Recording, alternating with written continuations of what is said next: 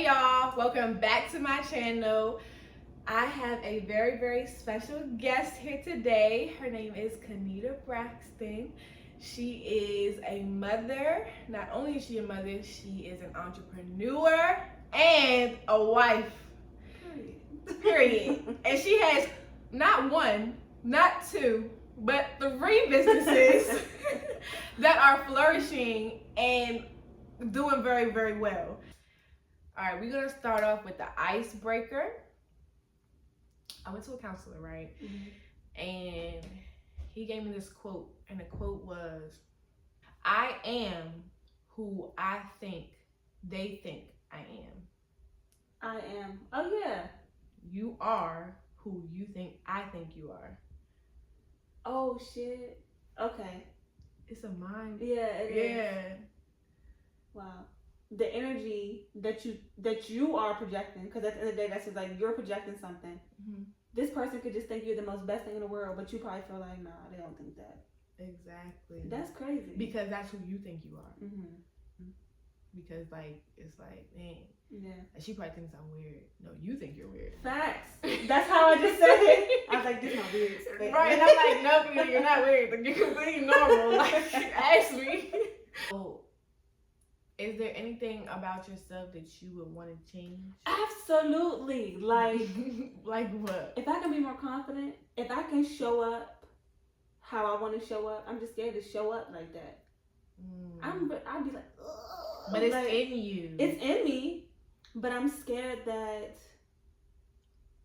for instance, when I'm talking to somebody about something, and I get passionate about it, mm-hmm. I start like getting hyped. Mm-hmm. I start like, and then like, whoa, chill. Mm-mm. And I'm like, no. Okay.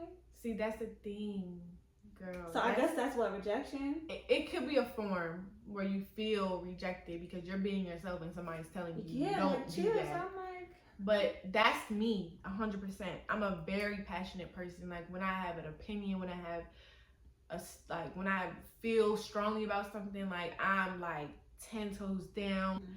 But I feel like I've experienced the same thing where it's like I will be so passionate and I just want people to listen and just understand and be like, oh my gosh, yeah, that's a great idea.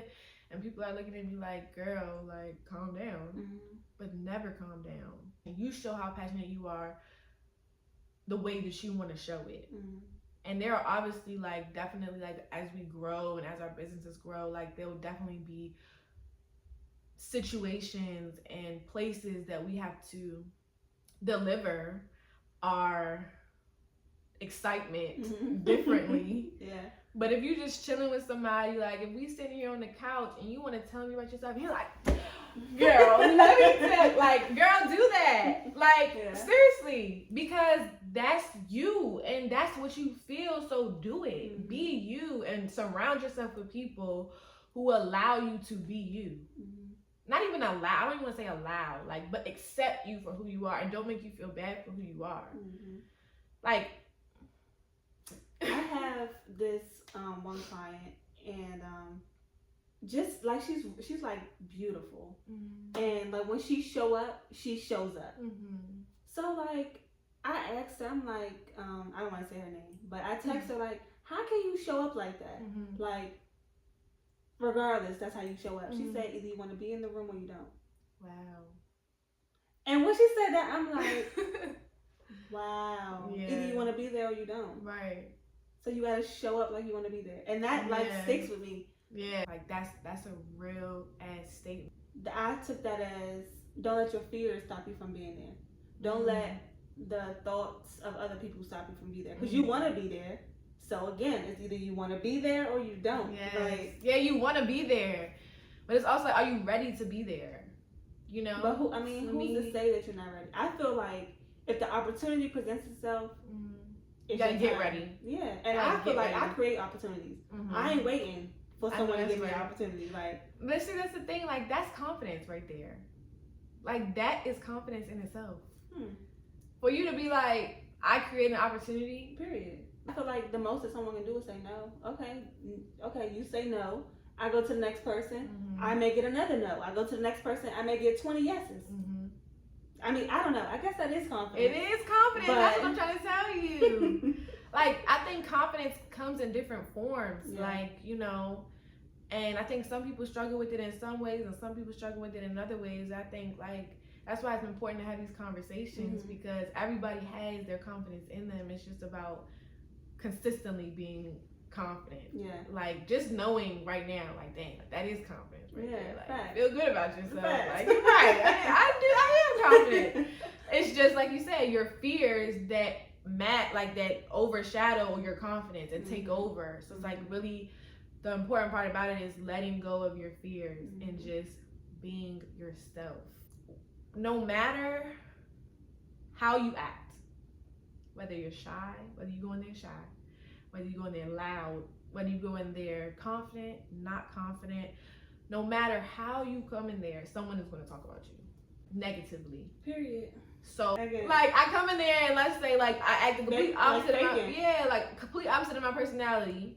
And I'm like, man, I don't like her. And you like, that's not even myself. me. Like, yeah, I think it's just really important to just be yourself and living your truth. I know you talked a little bit about that earlier. Just more so being comfortable with how I grew up. That's just it, the foundation. So how you grow up is the foundation of your life, and just getting comfortable in that space to live in it. Like, everybody has a sad story, but nobody cares. Like, work harder. Not to say like that's how I believe. Work harder. Nobody cares. So like the things that I went through as a kid, that happened back then. So now it's like, okay, that happened, move forward. And that's how I'm starting. I'm literally just starting to look at it like that. Like, wow, that happened, cool, move forward. Confidence and living in your truth. Yes. And being yourself. Like, you really have to believe in what you're doing. You have to believe in yourself. Facts. Even when nobody else believes in it, if you believe in it, it don't even matter what other people think, what they say, what they not want. None of that even matters, because at the end of the day, you gotta root for yourself, even when nobody's rooting for you. Like, that's facts. Did you want to cry? No. I'm just saying, like, you over here speaking, like, I just feel like you're speaking to me, like, you're helping me. You know what I'm saying? Because I was telling Kanita, like, before all this, like, I'm like, look, like, my consistency is, like, what stops me. You know, like, and the reason why I'm not consistent is because I do have a lack of confidence there. So this conversation is, like, really, like, it's really hitting home. You are a mom of two girls. And you are newlywed. Newlywed, though. Yes. First, like, not even a year yet. No, we just hit a year. Oh, congratulations. Yes, thank you. Girl, I would just say, like, marriage is choosing that same person every single day. Every day. And yeah, that's it. Just choosing that person every single day. And how do you, like, balance it all? Like, how do you juggle, like, making sure that your husband's needs are met, your kids' needs are met, all of your businesses' needs are met? And you're, like, you literally have a relationship with however many clients you have, your two daughters, and your husband. I really would just say time management.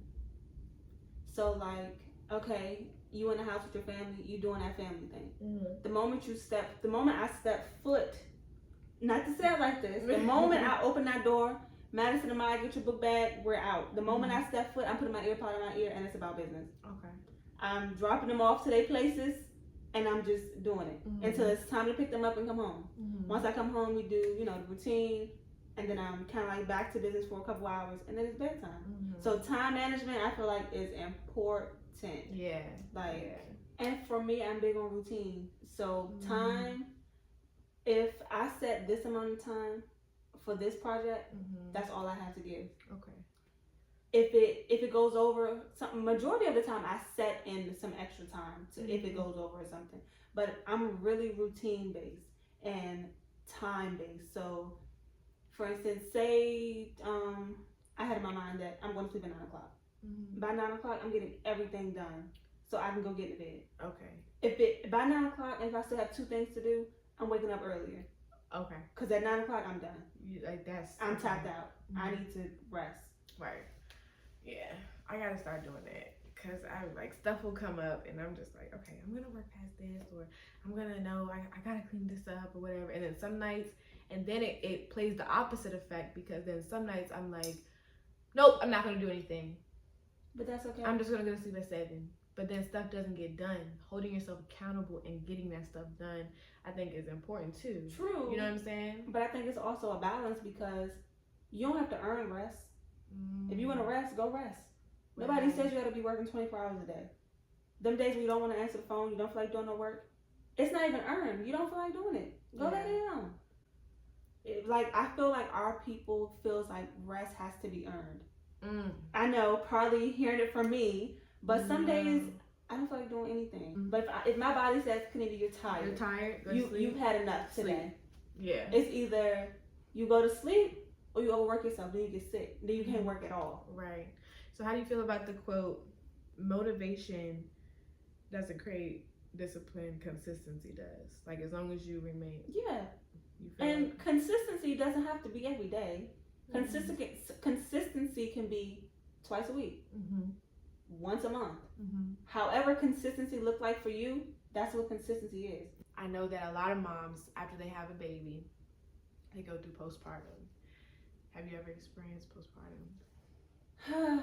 If I can be honest, I think I did, but I never was open enough to talk about it. I don't even think I shared it with my closest friends. When I felt it though. So when I had Maya, I felt like I don't know how to really put this. The postpartum was towards Madison. Wow. It wasn't towards Maya. It was towards Madison for like a second, not even a second, a couple months. It was kind of like, it was towards her. And I don't even know how to explain it. And I will force myself to I can't not care for her. But it was towards her. So it was kind of like, I guess I was going through the motions until I was able to handle it and deal with it. So if you're sick, like, you know, moms, if you're sick or under the weather, you still have to care for those little kids. They can't feed themselves, tie their shoes. Sometimes they need you to think for them. No, not even sometimes, all the time. But their world doesn't move without you. So for me, it was kind of like, Kanita, you gotta get your shit together. That is a real thing that is not unheard of. And I'm sure that a lot of women who heard you say that can relate. Especially women who had their second child. No, I went through postpartum, but it looked different because I only have one. How was that for you though? I definitely got in states of like depression, where I would just want to cry at everything. Like, I would be watching a movie and I'd be like just bawling, crying on like a happy scene. And then like I never felt anything towards like, you know, my baby. Thing that a lot of people don't tell you is that you're mourning. Like, you're mourning who you used to be. Child. Man, when she said that, I said, what? Like, you're mourning. You are never not going to be a mom. Like, you're not going to be yourself without having a child ever again. So you're mourning like that old person. And I could relate to that so much, because for me, I know I definitely thought like, wow, I made a move, like, and I got pregnant. Like, wow. I was mourning the loss of my plans. Like, I had plans, very specific plans, and they were gone. Like that. As soon as I found out I was pregnant. And I didn't have any hesitation whether I wanted to be pregnant or not. But as soon as I found out, I'm like... With Madison, when I found out I was pregnant, I wasn't even scared. I was like, because we're having a baby.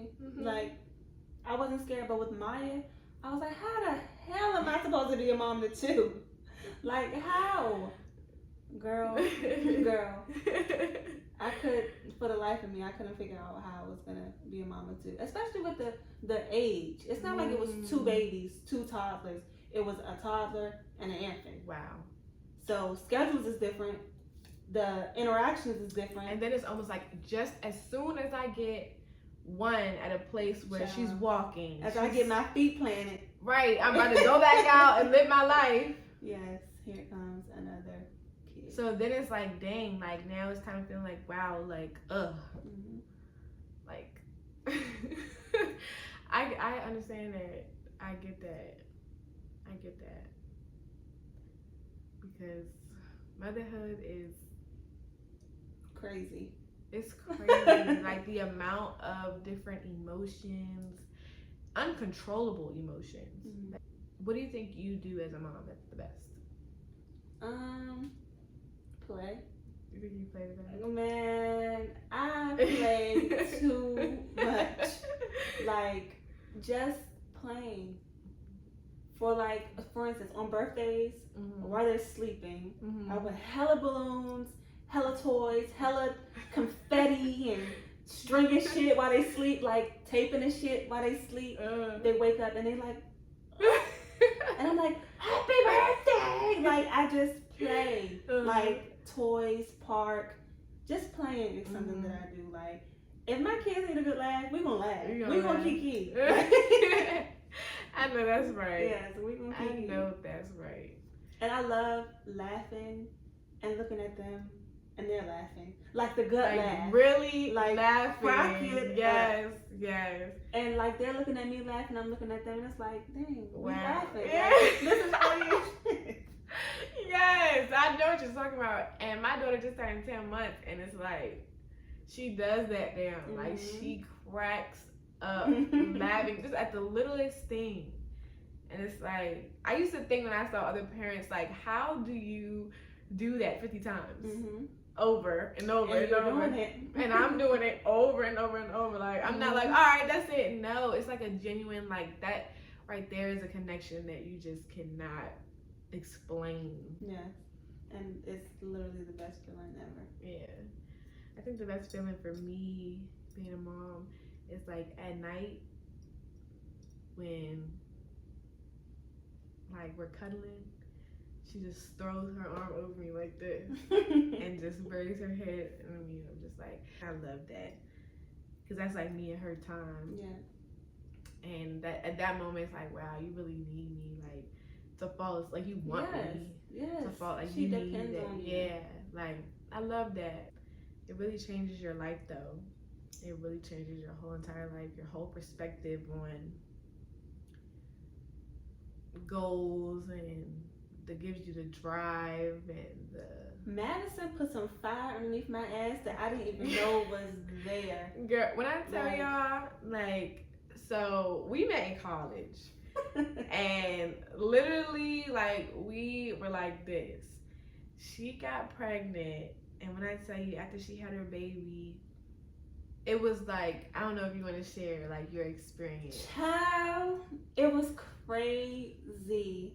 So, when I found out I was pregnant with Madison, I'm going to be 100. Let me backtrack. So, I moved, I had to go home because I couldn't afford Wesley. When I went home, I was literally working 2 jobs. So, from 6 in the morning to 11 o'clock at night, every day, to get money to move back to go to school. When I came back to school, it probably was like not even a full year, and I ended up getting pregnant with Madison. And then I got evicted out of my apartment. So I'm like 8 weeks and I'm evicted. I'm like, how's that even possible? You're not gonna give me like, time? I'm trying to think, like, God, you ain't have to do me like this. Right. So I moved in with her dad, with their dad, and when I say life came fast, like the group of friends that I had was literally the foundation of motherhood for me. If I didn't have them to lean on, to fall back on, I would not be the mother I am today. So to have that safe space to, I didn't have to choose school, or if I didn't have to choose working. I can do both because of the support that I had. Yeah. And my friends, we all young as hell, and I can drop my baby off with them so I can go work, so she can eat. You know what I'm saying? And like, friends is like, girl, just buy me a bottle, we good. Right? So it's kind of like, it takes a village. Literally. Literally, it took a from village. my friends, to professors, to even strangers. Wow. I'm having her in class, and I'm like, I'm so sorry, y'all. They like, she good, like she good, knowing that she's probably making too much noise, but it's just off the strength that they see me trying. Right. Man, having a kid will put. I can't even put it into words. I cannot even put it into words. How do you feel like that shaped you? Like, how do you feel like that affected you in any way, whether it be positive or negative? I feel like speaking up for myself started when I had kids, because I have 2 little girls watching me. If their mom cannot show them that she demands respect, what will they look for? Wow. They're not going to demand it if I'm not showing them. And then just keep going. I'm just going to say that. Just keep going. Because there's been some hurdles. No matter what. It's been crazy. We lived in a freaking apartment that was as big as this room. Wow. The whole apartment was this big as the room. The bathroom, the kitchen, living room, the bedroom was all in this space. And I did that for maybe a year across the street from Wesley. And I didn't invite nobody over like that because I didn't want them coming in there and judging me. But my daughter had a place to sleep every night. And I'm really big on, as long as you got a roof over your head, people don't know what's going on inside your house. Your lights can be cut off. Yep. And the thing that I was just talking to my boyfriend about this. I was like, the kids, they don't care. They do not care. No. Do what you have to do while your children are young. Your kids do not care. As long as they're being fed and loved on, they do not, and respected, like heard. They don't care where they are. You could be living in a shoebox. They don't care. like, and I was just telling Brian, I'm like, wow. And he's like, yeah, like, you don't really know that you're poor until somebody tells you that you're poor. Until you don't have what the next person has. So, but when that's like a topic, it's kind of like, how are you poor? You may be poor in like money, but you're rich in other ways. In other ways, yes. Spending time with your family. Y'all probably can't go above and beyond, but y'all got everything y'all need. But the thing is that kids, they don't even grasp the concept that you spent $1,000 on this. They don't understand that. For sure. But you know what they do understand from a very, very young age is when you're not like there. You know what I'm saying? When you're not there, and there are kids who have all the money, but they're poor in the sense of that they are not receiving, their parents aren't there to love them and to provide to them, and not provide to them in like as far as money, but provide to them as far as love and security. So it's like, I don't know, I just feel like when your children are young, make the sacrifices so that when they do get older, they don't feel child what like yes. They don't feel that. Like, do it now. Like, if you have to live in a smaller apartment, if you have to sleep in a queen size bed with 2 kids and their father, like, do what you have to do while they're young. So and I think like family dynamics, if y'all don't put emphasis on financial stuff and y'all put emphasis on love and being together and creating happiness, memories, moments, then that's what will be important to them. But if you're hollering about financial stuff, that's what's going to be important to them. No, that's for sure. I'm definitely feeling my wine a little bit. I feel my eye like but that's some real stuff. Like, that's real. And it's just like, it makes me think. Like I said, I don't really talk at y'all. I'm talking with y'all because it's like, I learn in these conversations. Like, that's why I feel like it's so important to sit down with other moms, other entrepreneurs, and hear their stories. Hear how they like got through it. Keep going. Like, I'm going to keep going. And that's like the thing that you got to take away from this whole conversation, is just to keep going and live in your truth. For sure. And just be the best you that you could be today. And I want y'all to comment down below what y'all took so far. Is there anything else that you want to talk about? Or anything else that's on your heart? My favorite quote is that I would love to share is success happens when preparation meets opportunity.